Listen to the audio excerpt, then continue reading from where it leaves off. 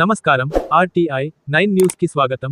మేడ్చల్ జిల్లా పోచారం మున్సిపాలిటీ అన్నోజిగూడలో శ్రీ సూరమంబ సామేత శ్రీ కంఠ మహేశ్వర స్వామి వనం ఎల్లమ్మ వనం మైసమ్మ దేవతల సమేత 3వ వార్షికోత్సవంలో పాల్గొని ప్రత్యేక పూజలు నిర్వహించిన మాజీ మంత్రి మేడ్చల్ ఎమ్మెల్యే చామకూర మల్లారెడ్డి.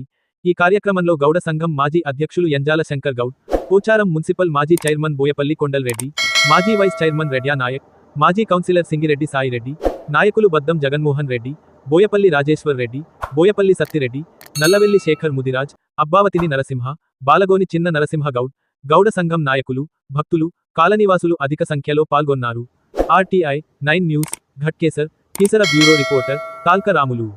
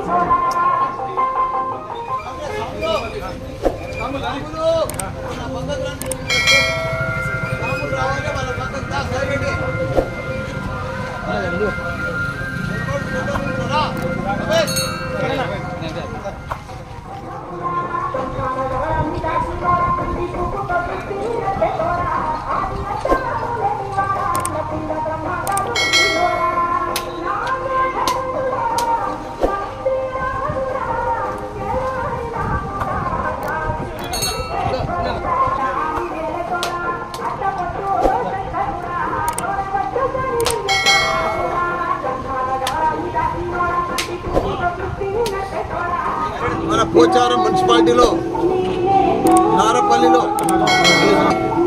3వ వార్షికోత్సవం సందర్భంగా మా మాజీ చైర్మన్ కానీ మా మాజీ కౌన్సిలర్ అందరూ కూడా పెద్ద ఎత్తున గౌడ సంఘం నాయకులు అందరూ కూడా కలిసి ఇలా 3వ వార్షికోత్సవం చేసుకుంటున్నాము.